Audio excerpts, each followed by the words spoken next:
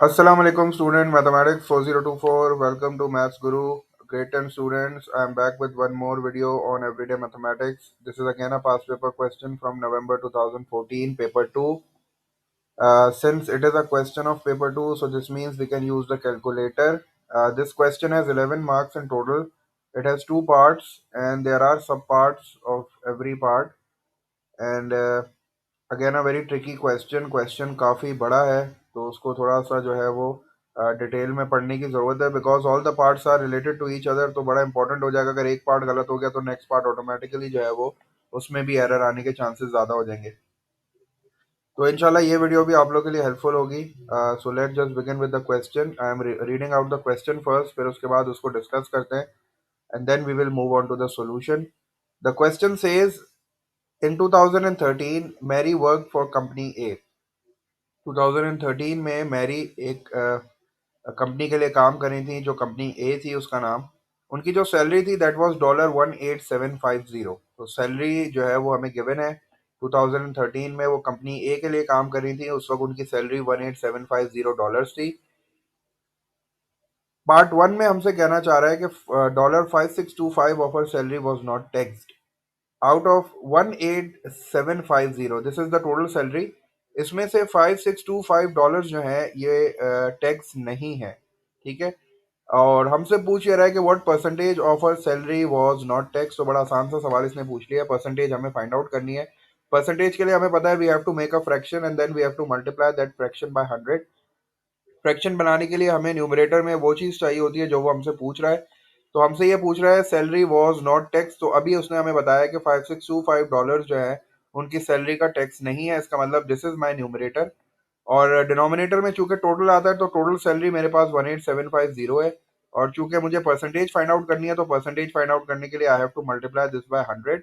तो मैंने बिल्कुल उसी तरह किया। 5625 न्यूमरेटर में आ गया divided by 18750 which is the total salary, multiply by 100। तो 30% जो है पार्ट वन का आंसर आ गया। And what is this 30%? 30% is the salary which is not taxed. 18750 total salary है, उसमें से 30% जो है इनकी सैलरी टैक्स नहीं है। 30% का मतलब $5625 जो है वो इनकी सैलरी का टैक्स नहीं है। द सेकंड पार्ट उधर से इसने स्टार्ट किया, बिल्कुल सेकंड पार्ट को उसने रिलेट किया। कह रहा है कि द रिमेनिंग $13125। ये कहाँ से आया 13125? जब आप 18750 में से 5625 को सब्ट्रैक्ट करोगे तो यू विल गेट 13125। $13125 जो है ना मैरी की सैलरी का, वो टैक्सड है। आगे कह रहा है 22% ऑफ दिस अमाउंट मतलब $13125 की बात कर रहा है। $13125 का 22% जो है वो डिडक्ट हो जाता है फॉर टैक्स। तो पहले मैं क्या करूंगा, 22% ऑफ 13125 जो है वो कैलकुलेट कर लेता हूँ। उसके बाद मैं क्वेश्चन को आगे रीड करूंगा। अमाउंट ऑफ टैक्स डिडक्टेड मैंने लिखा, और 22% का मतलब होता है 22/100। ऑफ का मतलब मल्टीप्लाई होता है। ऑफ दिस अमाउंट का मतलब 13125। और जब मैंने कैलकुलेटर से आंसर फाइंड आउट किया तो मेरे पास आ गया $2887.5। This is the amount which is deducted. ठीक है, ये वो अमाउंट है जो डिडक्ट हो रहा है, जो मैरी को नहीं मिल रहा, टैक्स की सूरत में डिडक्ट हो रहा है। तो 22% मैंने निकाल लिया तो मुझे पता चल गया कि $2887.5 जो है वो डिडक्ट हो रहा है, वो मैरी को नहीं मिल रहे सैलरी में से। Mary's take-home pay was the amount remaining from $18750 after tax has been deducted। तो अगेन यहाँ बड़ा इंपॉर्टेंट उसने जो है वो लैंग्वेज हमें दी है और हमें इसको समझना है कि यहाँ उसने बोला कि 22% तो डिडक्ट हो रहा है, वो तो मैंने फाइंड आउट कर लिया। 22% 2887.5 आ रहा है। आगे कह रहा है कि मैरी की जो टेक होम पे है, जो वो घर लेके जाती है, जो सैलरी उनके हाथ में आती है, वो रिमेनिंग अमाउंट है किसमें से $18750। तो इसका मतलब है कि इसने पार्ट वन से भी मुझे कुछ इन्फॉर्मेशन लेने का जो है वो हिंट दिया है कि भाई आपको पार्ट वन से भी मुझे कुछ इन्फॉर्मेशन लेनी पड़ेगी।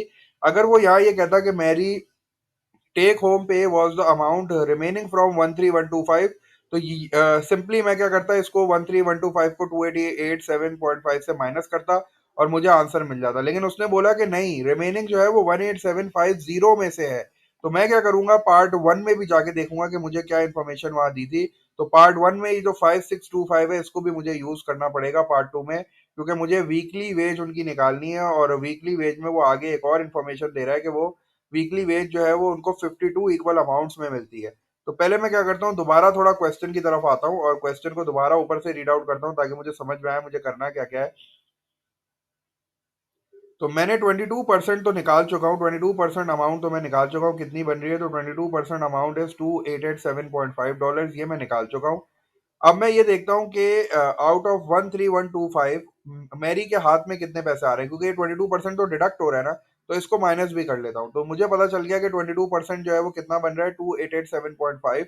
तो मैंने क्या किया, रिमेनिंग अमाउंट में 13125 में से 2887.5 को डिडक्ट किया, तो मेरे पास आंसर आ गया 10237.5। ये रिमेनिंग अमाउंट है फ्रॉम 13125 जो मैरी को मिल रहा है। लेकिन चूंकि उसने यहाँ मुझे बोला है कि रिमेनिंग फ्रॉम 18750, तो 18750 में तो 5625 भी है जो मैरी को मिलेगा, तो इसीलिए मैंने जो है वो 10237.5 में 5625 को ऐड किया, तो मेरे पास आंसर आ गया 15862.5। ये वो अमाउंट है जो मैरी की सैलरी है, जो मैरी को हाथ में मिल रही है। लेकिन ये मैरी के हाथ में डायरेक्ट नहीं मिलती, ये 52 इक्वल अमाउंट्स में मिलती है, इसी वजह से मैंने इसको 52 से डिवाइड कर दिया और मुझे पता चल गया कि मैरी को जो है वो वीकली वेज $305 जो है वो मिलती है। Moving on to the third part में मुझसे कह रहा है कि इन 2012, अभी 2013 की बात कर रहा था, अब कह रहा है 2012 में जो मैरी है वो कंपनी बी के लिए काम करती थी, मतलब कंपनी ए में आने से पहले मैरी जो है वो कंपनी बी में काम करती थी, और कंपनी बी से जब वो कंपनी ए में मूव किया उन्होंने 2013 में, तो उनकी सैलरी इंक्रीज हुई बाय 25%, और उनकी जो नई सैलरी है वो बन गई 18750। आपसे पूछ रहा है calculate her salary when she work for company B, मतलब पुरानी सैलरी आपसे पूछना चाह रहा है, और ये बता रहा है कि उनकी नई सैलरी जो है वो 18750 है, जो कि 25% ज्यादा है। तो इस तरह के क्वेश्चंस को जिसमें इंक्रीज बताता है या डिक्रीज बताता है, हम इसको डायरेक्ट प्रोपोर्शन से ही कर लेते हैं। तो हमें जो है वो उसी तरह करना है, हमें चूंकि पता है कि 18750 इंक्रीज सैलरी है, बढ़ी हुई सैलरी है, और ये कितना बढ़ी हुई है, ये 25% बढ़ी हुई है। तो मैं चूंकि 25% बढ़ी हुई है, तो 100 में 25 को ऐड किया, तो 125% जो है वो 18750 है, तो इसका मतलब है मुझे 100% निकालनी है। पुरानी कंपनी की जो सैलरी है उसको मैंने 100% दिया है, तो वो एक्स है। चूंकि ये डायरेक्ट प्रोपोर्शन है, तो मैंने क्रॉस मल्टीप्लाई किया, तो इसका मतलब है कि 18750 को मुझे 100 से मल्टीप्लाई करना पड़ेगा, और जो भी आंसर आएगा उसको 125 से जब मैं डिवाइड करूंगा, तो मुझे पता चल जाएगा कि उनकी कंपनी बी में जो सैलरी थी दैट वाज $15,000, और जब वो कंपनी ए में आई तो उनकी सैलरी 25% बढ़ गई, और बढ़ने के बाद जो उनकी सैलरी हो गई वो हो गई $18750। तो ये तीन पार्ट थे जो कि तीनों के तीनों पार्ट्स एक दूसरे से रिलेटेड थे। अब जो सेकंड पार्ट है वो बिल्कुल अलग है, उसमें जो है वो मनी प्रॉब्लम है, एक तरह से एक्सचेंज रेट्स आपको दिए हुए हैं।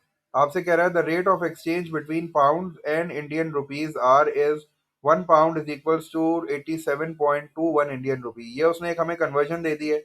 और फिर आगे कह रहा है the rate of exchange between pound and Swiss francs F is 1 pound is equals to Swiss franc 1.53। तो दो उसने हमें कन्वर्जन जो है वो रेट्स दिए हुए हैं, और हमसे आगे पूछ रहा है कि मेविस ने जो है वो चेंज कराया है $750 into Indian rupees, how many rupee did she receive. Question वाले मेथड से ही कर लेते हैं, क्योंकि हमें एक का उसने जो है वो प्राइस दिया हुआ है और हमसे 750 के प्राइस पूछ रहा है, तो इसको सिंपल जो है वो प्रोपोर्शन के मेथड से कर लेते हैं। तो प्रोपोर्शन के मेथड में हमें फर्स्ट पार्ट में हमें क्या करना है, हमें कन्वर्जन करनी है, वो कन्वर्ट करा रहा है 750 पाउंड्स को इंडियन रुपीज में।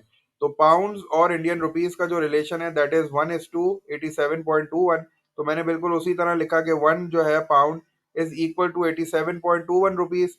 तो 750 पाउंड कितना हो जाएगा, क्रॉस मल्टीप्लाई करूंगा, 750 को जो है वो मुझे 87.21 से मल्टीप्लाई करना पड़ेगा, तो इंडियन रुपीज में जो आंसर आ गया दैट इज 65,407.50। ये फर्स्ट पार्ट का आंसर आ गया, बिल्कुल प्रोपोर्शन वाले मेथड से मैंने इसको किया है।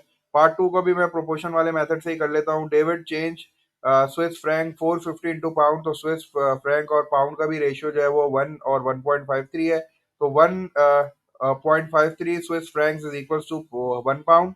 तो 450 कितने हो जाएंगे, क्रॉस मल्टीप्लाई करूंगा, 450 मल्टीप्लाई बाय 1, और उसको डिवाइड करना पड़ेगा 1.53 से, तो मेरे पास जो पाउंड आ गए दैट इज 294, और उनको मैंने राउंड ऑफ कर दिया, तो एग्जैक्टली वो 294 पाउंड के बराबर हो गए। तो थर्ड पार्ट में मुझसे ये कह रहा है कि Brian change rupees Indian rupees 50,000 into Swiss francs. तो अब जो है उसने मुझे कोई डायरेक्ट रिलेशन नहीं दिया हुआ रुपीज और स्विस फ्रैंक्स का, लेकिन मैं ये कह सकता हूँ कि यहाँ भी 1 पाउंड है और यहाँ भी 1 पाउंड है, तो इसका मतलब है कि rupee 87.21 is equals to Swiss franc 1.53। ठीक है ना, क्योंकि ये भी 1 पाउंड है, ये भी 1 पाउंड है, तो ये भी एग्जैक्टली इक्वल हो सकते हैं। तो इंडियन रुपीज और स्विस फ्रैंक का जो रिलेशन है वो मैंने खुद बना लिया। वो मैंने ये कर लिया कि 87.21 जो है वो बराबर है 1.53 स्विस फ्रैंक्स के। तो मैंने यही रिलेशन यूज कर लिया कि Indian rupees 87.21 is equal to 1.53 Swiss francs. और अब मुझे चूंकि इंडियन रुपीज दिए मैं 50,000, तो मैं 50,000 को फाइंड आउट कर रहा हूँ, क्रॉस मल्टीप्लाई किया मैंने। तो 50,000 को मुझे 1.53 से मल्टीप्लाई करना पड़ा, और जो भी आंसर आएगा उसको 87.21 से डिवाइड कर दूंगा, तो मुझे स्विस फ्रैंक्स में आंसर मिल जाएंगे। राउंड ऑफ करने के बाद जो है मेरा आंसर आ गया 877।